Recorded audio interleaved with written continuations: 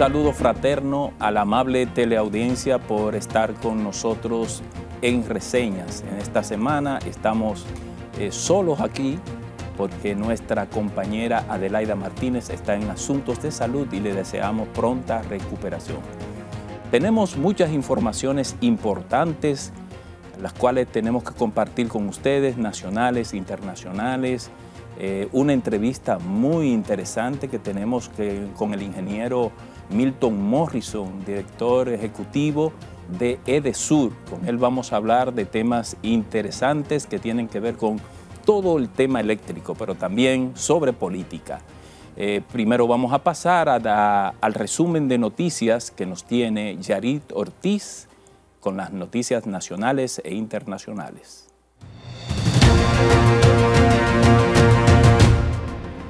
¿Qué tal, amigos? Bienvenidos a otro resumen de noticias. De inmediato pasamos a las informaciones. Mili Núñez, esposa del alcalde del municipio La Romana, Juan Antonio Adames, asumirá la posición tras el apresamiento del funcionario condenado a 2 años de prisión, tiempo que deberá cumplir en la cárcel preventiva de San Pedro de Macorís. Se recuerda que Mili Núñez fungía como vicealcaldesa en la misma demarcación. Y en otras informaciones, Puerto Rico avanzó el pasado miércoles a los cuartos de final del Clásico Mundial de Béisbol y se quedó con el segundo lugar del Grupo D al vencer 5-2 a República Dominicana, que terminó eliminada. Tras la derrota de la selección, el exjugador de Grandes Ligas y Salón de la Fama, David Ortiz, señaló que si el evento se hubiera realizado para los meses de junio o julio, el combinado tricolor estaría completamente preparado, al precisar que es en esta época donde empiezan a calentarse los motores por los entrenamientos de primavera en el béisbol organizado de Estados Unidos. En otras noticias, un primer teniente del ejército adscrito a la presidencia de la República fue asesinado en el sector La Ureña de Santo Domingo Este. El militar, identificado como Luis Pérez Ruiz, de 42 años, presuntamente fue atacado por desconocidos cuando se disponía a salir de su residencia, según versiones. En este sentido, oficiales policiales adscritos a la Dirección Central de Investigación de Crimen persiguen a 2 hombres en proceso de identificación con relación a la muerte del oficial. Y en otros temas, tras varios días en debates por la sequía estacionaria que afecta a las regiones productivas del país, el ministro de Agricultura, Limber Cruz, informó que más de un 8% de la producción agropecuaria ha sido afectada por la situación que ataca al país en estos momentos. Y en el ámbito económico, las autoridades monetarias dominicanas descartaron que la quiebra de Silicon Valley Bank y el Signature Bank puede afectar al sistema financiero dominicano, dado que este no presenta interacción directa con esas entidades internacionales. De inmediato pasamos al ámbito internacional. El presidente Joe Biden dijo que los sistemas financieros del país siguen siendo seguros tras el colapso de 2 bancos estadounidenses, pero las quiebras bancarias han creado preocupación entre los clientes que tienen su dinero en otros bancos de tamaño similar. Mientras que la Corte Internacional emitió una orden de arresto contra el presidente ruso Vladimir Putin como presunto responsable de la deportación ilegal de niños y su traslado de zonas ocupadas en Ucrania hacia Rusia, lo que supone un crimen de guerra. Y un nuevo método para curar el virus de la inmunodeficiencia humana VIH consiste en trasplantar células madre resistentes al virus procedentes de la sangre del cordón umbilical. Ha dado resultados satisfactorios a largo plazo, según afirman los científicos que han publicado en la revista Cell el caso de la primera mujer posiblemente curada del VIH. Y hasta aquí el resumen de noticias. Yarit Ortiz para Reseñas. Bueno, señores, y el pasado miércoles concluyó República Dominicana su participación en el Clásico Mundial de Béisbol. Un equipo que, medido hombre por posiciones que jugaba cada uno, para los entendidos en la materia, República Dominicana presentaba el segundo mejor equipo en el Clásico Mundial de Béisbol. Sin embargo, República Dominicana fue eliminado el pasado miércoles por Puerto Rico, que ganó de manera muy digna y con un buen juego 5-2. Me parece, señores, que en el juego de pelota, juego de fútbol, juego de cualquier tipo, o en la política, como en otros ámbitos de la vida, quien dirige, quien lidera, debe tener una estrategia para la guerra, una estrategia para la política, una estrategia para el juego. A mi modo de ver, República Dominicana le faltó un dirigente con visión estratégica, con mayor experiencia, que pudiera poner a ese gran equipazo que presentamos en condiciones de crear situaciones. Eso no se produjo. Nosotros vimos a un Linares esperando que se produjeran las situaciones. Y ese no es el rol de un líder. Esperar que las situaciones se den. Las situaciones hay que crearlas. Distinto a lo que ocurrió con Yadier Molina, el manager del equipo de Puerto Rico y el manager del equipo de Venezuela, los dos que nos ganaron. Los dos crearon situaciones.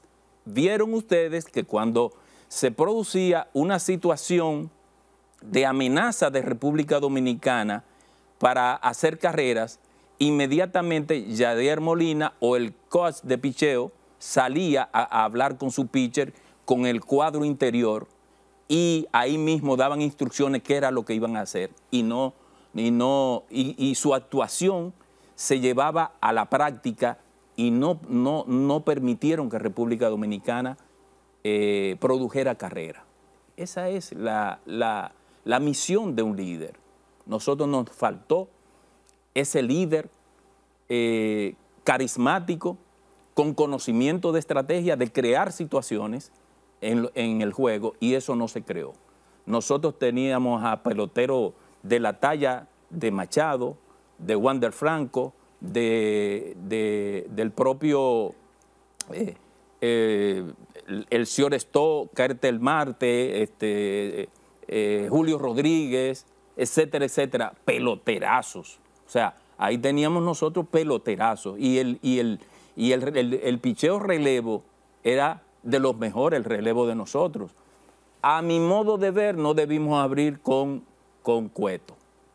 Cueto tiene no sé cuántas temporadas en Grandes Ligas, Cueto le conocen todos sus lanzamientos, y lo explotaron. Le metieron 3 carreras. Después de 3 carreras viene una cuarta y una quinta, y ya en el séptimo y en el octavo inning ya eso es difícil. Bueno, preparémonos para otro mundial, porque República Dominicana tiene a los individuos correctos, buenos peloteros. A ellos hay que felicitarlos, felicitar a cada uno de ellos por el rol que jugó, por su sacrificio, porque cada uno de ellos tiene contratos grandes, y arriesgan su contrato para venir a jugar por la bandera dominicana. Así que para ellos me quito el sombrero y le doy las gracias, como le da las gracias todos los dominicanos por hacer ese gran esfuerzo.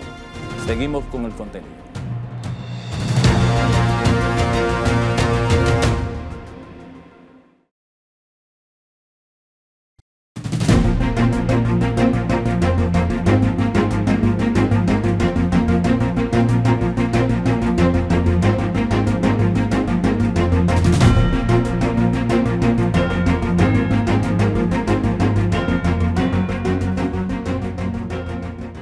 En la entrevista central de reseñas le damos la bienvenida al ingeniero Milton Morrison, administrador gerente general de Edesur Dominicana, ingeniero eléctrico, escritor, empresario y político dominicano, ganador del Premio Nacional de la Juventud.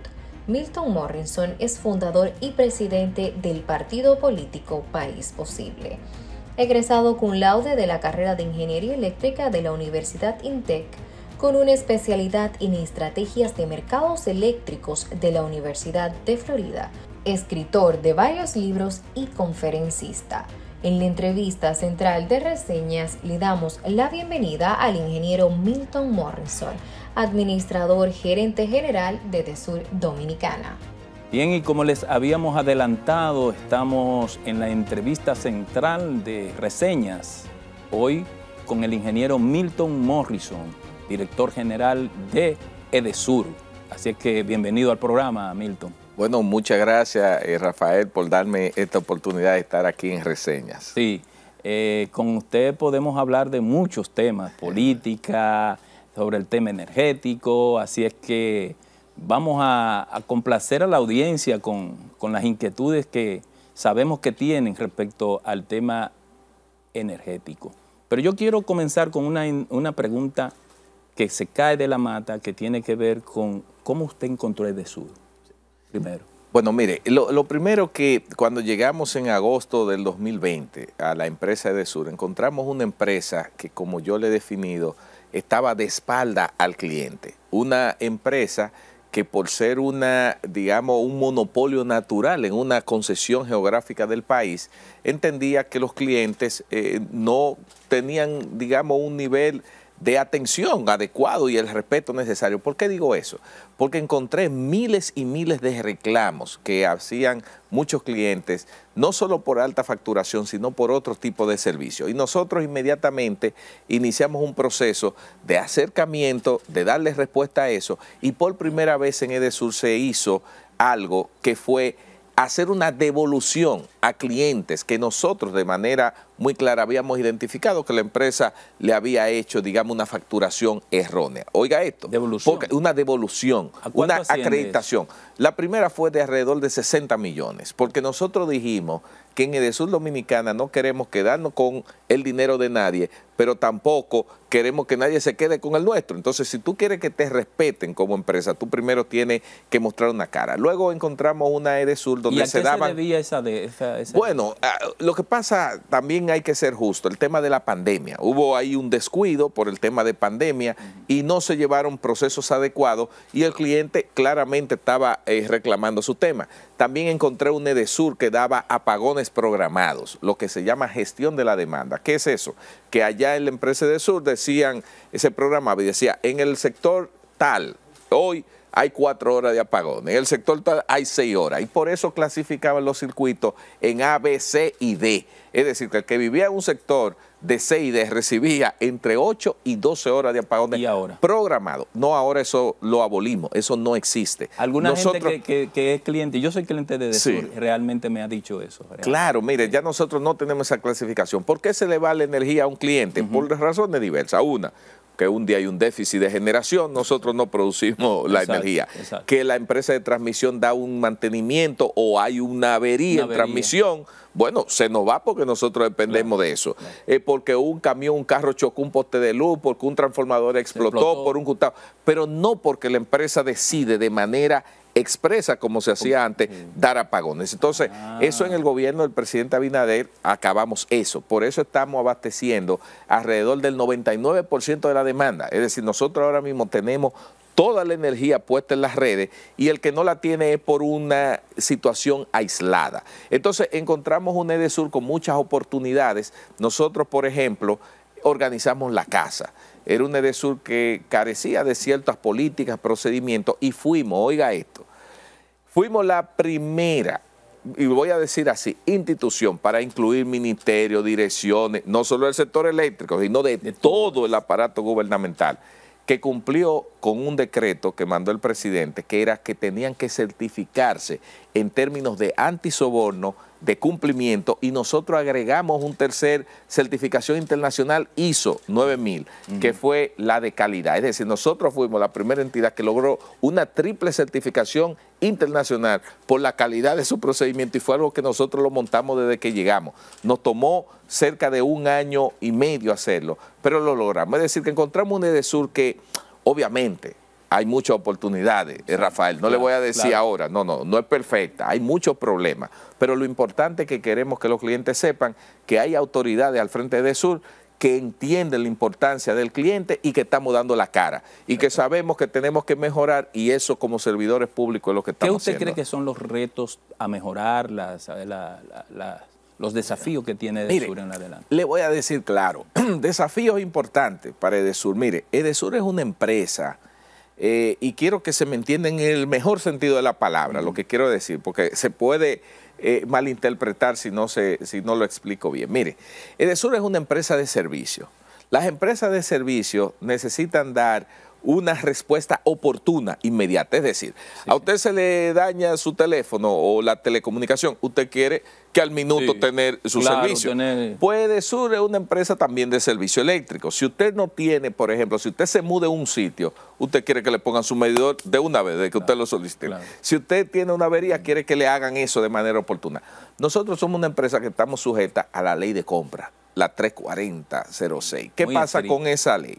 Que esa ley lleva, si bien es cierto, organiza, y estamos de acuerdo porque organiza, transparente el Estado, pero a veces, si yo necesito algún tipo de material o dispositivo de manera inmediata que no lo tengo en almacén, por la razón que sea, entonces yo no puedo de manera oportuna adquirirlo en el mercado rápidamente. Entonces, a veces hay una limitación. Hay una limitación en términos de tiempo y algunos dirán, bueno, ¿y por qué no planificas mejor? No es tanto un tema de planificación, porque tú puedes planificar hacer un proceso de compra ahora que a veces toman 6, 7, 8 meses. Por ejemplo, comprar 300 transformadores. Exacto.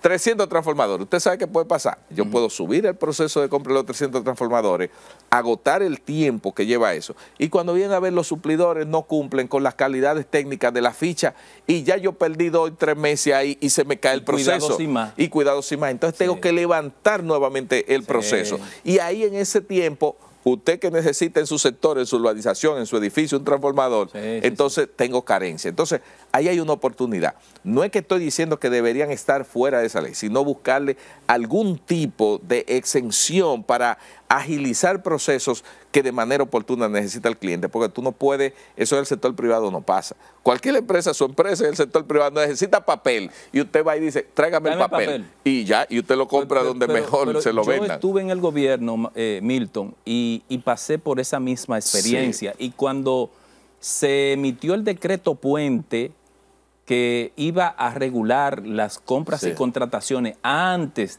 de hacer la ley, tuve que ir a Hacienda, donde estaban los técnicos, creo que eran argentinos, y le expliqué una situación, que es la misma que usted está diciendo. En el tema de la publicidad, someter la publicidad a la ley de compras y contrataciones para hacer licitaciones, meter a este país en un lío grandísimo. ¿Por qué? Por lo siguiente. Por eso está exenta la publicidad. Por ejemplo. ¿A usted logró eso? Bueno, se puso, yo no sé si la han quitado. ¿Por qué? Porque este es un país que vive, que está situado, la isla, en el tránsito de los huracanes, de los ciclones, y aquí hay 13 fallas geológicas. Exactamente. O sea, es un país de eventualidades de la naturaleza, o de sismo, o de huracanes y ciclones. ¿Cómo un gobierno, el que sea, llama a una emergencia si tiene las manos atadas con la ley de compras y contrataciones, que no puede hacer una campaña rápidamente para alertar a la población? Como nosotros la hicimos con el tema del dengue o la gripe H1N1. Pero mire, no se vaya usted más lejos. Recientemente, hace algunos meses, con Fiona, tuvimos una situación que, si bien es cierto, de sur no se vio afectada, pero todo el este y gran parte del norte sufrieron problemas. Entonces, yo sé el caso, por ejemplo, de este, que se cayeron provincias, los postes y demás. Tú ahí, obviamente, tuvo que buscarse un mecanismo de un plan de emergencia, pero ahí hay que dar respuesta, porque el cliente no está esperando, no espera excusa, no explicaciones ni excusa, y me una empresa de este tipo, que yo recuerdo una ocasión que el mismo señor presidente nos señalaba, a mí y al DD Norte, nos decía, oye, usted está en una de las instituciones más difíciles del gobierno, porque no solo es lidiar con los problemas propios de las empresas, que de por sí son grandes, sino tener que lidiar con millones de clientes que esperan una respuesta oportuna y rápida de ustedes. Entonces, ese es un reto. Y otro reto, que también le voy a decir, el tema de las pérdidas, el tema de las pérdidas de energía, que tanto se habla, que las empresas distribuidoras, las pérdidas, etcétera. Entonces, yo quiero claramente aquí en este programa señalar algo que he dicho en otras ocasiones, pero explicarlo. Mire, si bien es cierto que se critican a las empresas distribuidoras porque tienen pérdidas muy altas, hay una responsabilidad diversa que no es exclusivamente la distribuidora para que esas pérdidas estén altas. Y usted dirá, ¿y cómo va a ser? Si yo se lo explico ahora mismo. Aquí, de una forma errada, y se lo digo claramente a algunos economistas y teóricos del sector eléctrico que viven escribiendo, cuando aquí, por ejemplo, nosotros tenemos un sector eléctrico, una matriz energética, generadores, que tienen que vender una energía a un precio X, que en los mercados internacionales sube el precio del petróleo 4 veces del carbón, 3 veces del gas natural, el petróleo. Ellos, los generadores, y yo conozco esa parte, usted sabe sí, muy bien, lo sabe, generan sus facturas y hay que pagarle su energía conforme al precio internacional de los combustibles. Pero las distribuidoras, que somos las que le compramos los generadores, porque yo he estado en los dos lugares, en los dos ámbitos yo conozco eso. Las distribuidoras entonces tienen que pagar esa factura a los generadores, pero no pueden traspasar el incremento a los clientes. No, subsidiado. Entonces, ¿quién subsidia eso? Bueno, el gobierno tiene que pagar el déficit. Entonces, hay gente que dice, las pérdidas de la distribuidora aumentaron tanto. Eso no son pérdidas, eso es una decisión de Estado del gobierno de subsidiar, de no traspasar el precio. Y es un subsidio, es un beneficio que nos está dando, no una pérdida de la distribuidora. Por eso yo veo que algunos dicen, no, que ahora el déficit de la distribuidora aumentó a tanto. Es un problema de administración. No, espera un momento, una decisión de Estado. Que qué bueno para que no nos suba la tarifa a nosotros, como hace el Estado con la gasolina. Entonces, eso se malinterpreta. Lo otro es, el otro elemento, las pérdidas, por ejemplo, se dividen en técnicas y no técnicas. Las técnicas están vinculadas a redes, transformadores, etcétera, aspectos técnicos, dispositivos y materiales. Pero las no técnicas, que tienen un porcentaje importante, casi un 60-65% de las pérdidas en total, es robo de energía. En gran parte, es decir, un usuario que no es cliente, que se enganchó y está cogiendo la energía. Y otro es un cliente que paga su celular, paga el cable, porque sabe que se lo cortan y no tiene, que paga en el supermercado, no se lleva la comida que compra ni en el colmado. Con el dinero. Exacto, pero la energía entonces agarra y te yompea el medidor. Entonces, eso es pérdida. Entonces, para nosotros combatir eso, es cierto que hay una responsabilidad de la distribuidora en términos de la gestión administrativa, etcétera. Pero yo no puedo tener un supervisor por cada cliente para ver cómo tú te comportas. Hay que hacer lo correcto cuando nadie te ve. ¿Por dónde anda el CRI? Exacto. Nosotros, el CRI, que es el indicador que mide, digamos, el Cash Recovery Index, el índice de recuperación de efectivo, de dinero. En el caso de Sur anda como por un 76%. ¿Qué es lo que sucede? Que ese CRI mide un poco lo que es el tema de pérdidas y el tema de lo que es la facturación, el cobro, ahí se toma en cuenta. Nosotros, que otra cosa que dicen, que qué bueno que estoy aquí en reseña para reseñar algunas cosas que son importantes. Por ejemplo, se dice, no, que las distribuidoras son malas cobrando. No, eso no es verdad. Que el dominicano es mala paga. No, tampoco eso es verdad. Le voy a dar 2 datos. El 100%, no voy lo voy a poner en un parámetro. Entre el 98 y 100% de la facturación que tiene la distribuidora en un mes, la cobramos. Es decir, nuestro problema no es de cobro. Nuestro problema no es de cobro. La mayoría del cliente que le llega una factura, él la paga. El problema está cuando tú tienes una energía que no pasa por la facturación. ¿Cómo no pasa una energía por la facturación? Bueno, que si tú tienes un medidor.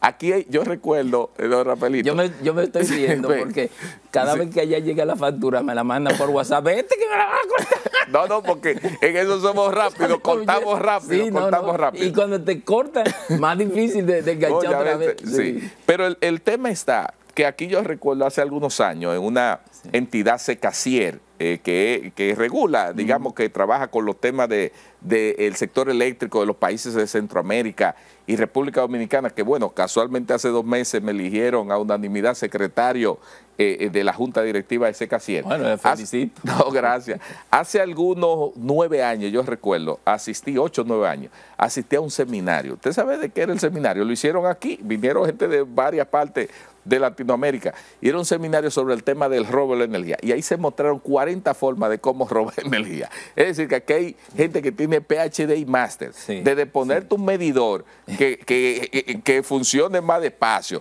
desde tener un medidor que lo apaga con un control remoto a una hora X, desde hacerte un jumper, desde hacerte un edificio donde te meten doble cable sobre... O sea que contra eso, entonces cuando dicen las pérdidas de la distribuidora, el déficit de la distribuidora, Sí es cierto, yo lo admito, hay una parte de la distribuidora, pero hay otra que es una política pública para beneficiarnos a todos con un subsidio a la electricidad, y hay otra que es la irresponsabilidad de muchos usuarios que se toman la energía y no la pagan. Y a futuro, ingeniero, para esas personas que se enganchan de gratis, Sí. ¿verdad?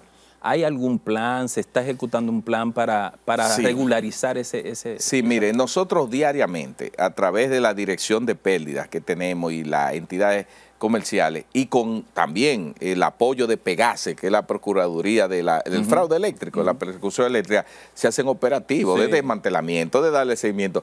Pero usted sabe qué pasa, que hoy se pasa por un sitio de desmantelamiento y usted pasa 3 días después y está envuelto otra vez. O sea, que es un tema difícil. Y usted dice, ¿y la judicialización del robo eléctrico? ¿Cómo va eso? Bueno, muy débil. Tú tienes que agarrar casi el tipo conectando los cables ahí, porque no hay forma. Como yo atrapé uno en mi edificio. Exactamente. Robándose la luz, sí, que era pagada por todos los condóminos. Él estaba enganchado de la luz general de todos, la común, la corriente. Él estaba enganchado de ahí y no pagaba la luz. Exactamente. No es así. ¿Usted sabe cómo lo resolvimos? ¿Verdad? No, me imagino ahí. Pero nada, esos son los retos, para decirle así, pero luego cada vez una conciencia y trabajando allá para crear una cultura organizacional orientada al servicio al cliente, que es lo más importante. Si hay algo que yo dije el primer día que llegué allá, fueron 2 cosas. Yo dije, aquí nosotros tenemos que rendir en este gobierno del presidente Luis Abinader una gestión eficiente y transparente y orientada al cliente, que es lo más importante, porque sin cliente ninguno tenemos razón de ser aquí. Esas fueron mis palabras. Bueno, en el tema eléctrico, yo sé que usted está enfocado en su tema, EDESUR, ¿verdad? Sí. Pero yo quiero conversar sobre los planes que tiene el gobierno en sentido general, sobre la producción energética fuera de lo que es depender de combustibles fósiles. Así es. Entonces, eso lo vamos a hacer después de la pausa, que venimos con el ingeniero Milton Morrison.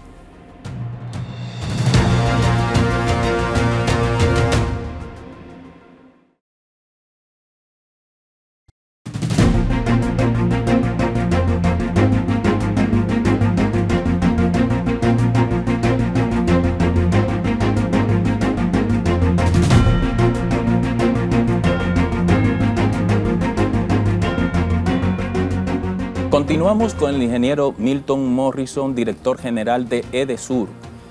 Antes de la pausa, ingeniero, le comentaba de los planes que tiene el gobierno respecto a poder expandir la producción de energía en base a combustibles que no sean fósiles, eólica, solar, etcétera, etcétera. ¿Cómo va eso? Sí, bueno, mire, va muy bien. Si hay alguien que tiene conciencia del tema de las energías renovables, de la movilidad eléctrica, o sea, de esa tendencia que no es futuro sino presente, ¿verdad?, de apostar a la energía solar, vehículos eléctricos, el presidente de la República. Y le voy a decir por qué.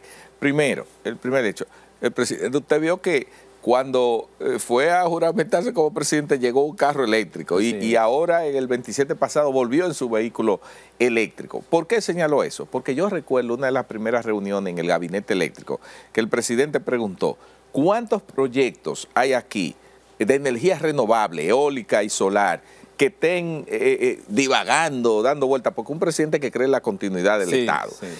¿Por qué? Porque antes, y debo decirlo, y eso no lo digo yo, eso lo sabe todo el que tenga el sector eléctrico, antes había como un negocio con el tema de las concesiones de los proyectos de energía solar. La gente sacaba a alguien que no tenía nada, le daba una concesión para desarrollar un proyecto solar y duraba años buscando a quién vendérsela, un negocio. Entonces, el que venían empresas fantasmas que se ganaban licitaciones, concesiones. Y después no hacían nada, después lo vendían. Yo lo viví eso. Entonces había un negocio, un mercado de papeles de eso. Entonces el presidente, una de las medidas que hizo fue eso, pero búscame las que son reales, que sí, y ahí se le presentó la Comisión de Energía y tomó una decisión. Y ahora la cantidad de energía solar que ha entrado en 2 años y medio de gobierno supera lo que había por CRECE anteriormente. Y en las empresas distribuidoras también estamos trabajando todo lo que es la medición neta.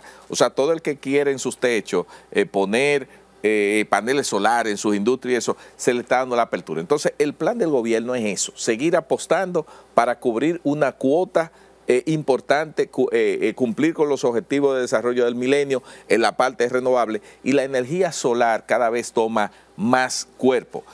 Bueno, con la inauguración de Monte Grande, la presa de Monte Grande, que eso usted sabe que tiene varios años ahí estancado, y que el presidente dio una disposición y ya está en un 95%, eso ahí obviamente va a llegar algo de energía hidráulica, un poco, algunos megavatios, pero la idea es que este gobierno... Manzanillo. Exacto, y también el tema de Manzanillo con el gas natural que se va a hacer. Es decir, que este es un gobierno que son el presidente... 800 megas. 800 megas. Que ya están licitados. Claro, y sin el Estado tener que invertir un centavo, porque esa es otra cosa. El presidente tomó esas medidas y desde que llegó se lanzó esa licitación. Usted sabe que se construyó Catalina y el Estado tuvo que al final entrar todo el dinero ahí. Pero ahora se van a construir 800 megavatios otros que el Estado va a poner 0 pesos, con precio de mercado, competitivo. Es decir, que hay una tendencia a dejar resuelto el tema eléctrico en términos de la generación y que eso ya no sea un dolor de cabeza. Por eso es que la distribuidora podemos dar toda esa energía, porque se ha ido incrementando y estamos en un buen momento. Porque ha habido un problema siempre histórico de los distintos gobiernos. Aquí nosotros duramos un tiempo, más de 6 años, sin agregar ni un solo megavatio al sistema. Exacto. Entonces eso paralizó la producción de energía de cara al futuro. Este es un país que sigue creciendo, su economía es la séptima economía del mundo. Así es. Y eso demanda mayor energía, y como se estancó por un tiempo, entonces eso requiere que haya proyectos de expansión como ese de Manzanillo. Exactamente. Fíjese que el tema, por ejemplo, por eso las políticas de Estado tienen que, digamos, aplicarse y desarrollarse sobre la base de pensar no solo en la coyuntura, sino en todo. ¿Por qué digo eso? Porque va de la mano de lo que usted señala. Mire, cuando el Estado Dominicano toma la decisión de construir a Catalina y hacerlo como Estado, eso introdujo un elemento de pánico a los inversionistas y a los competidores del sector.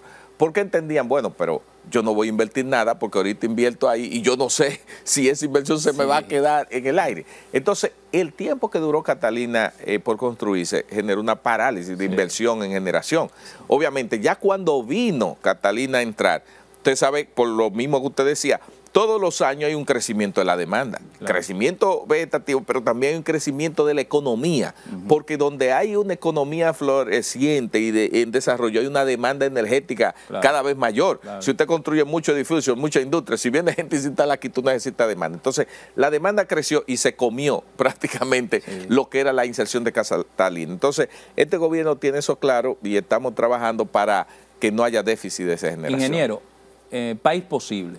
Hábleme de eso. Usted, presidente de ese partido, así es, apoyó al presidente en las elecciones del 2020. Así es. ¿Cómo está el partido y cuáles se vislumbra para el futuro? Sí, mire, lo primero es que país posible, tal como usted señala, nosotros nos encontramos en un proceso de crecimiento pleno, silente, respetuoso del marco legal y regulatorio electoral, que dice que tú no puedes estar haciendo campaña, pero sí nosotros estamos llevando un proceso de crecimiento, conversación con la gente. Hasta este momento hemos realizado, nosotros no le llamamos afiliaciones, nosotros le llamamos conversaciones, porque vamos puerta a puerta a la gente y dice, en un año hemos realizado cerca de 245,000 conversaciones directas. O sea, para ir posible, y usted lo verá en las elecciones, hemos ido a un franco crecimiento y reconocimiento echando raíces. En el año 2020 nos aprobaron como partido 3 meses, 2 meses y medio antes de las elecciones. Tomamos la decisión más correcta, que era apoyar al mejor candidato a la presidencia que teníamos en el momento, que ha salido mejor presidente que el presidente Luis Abinader. Tomamos esa decisión. No nos arrepentimos, la mejor decisión que hemos tomado, porque tenemos un presidente honesto, trabajador, que le duele su país y está comprometido como nadie para que las cosas se hagan bien.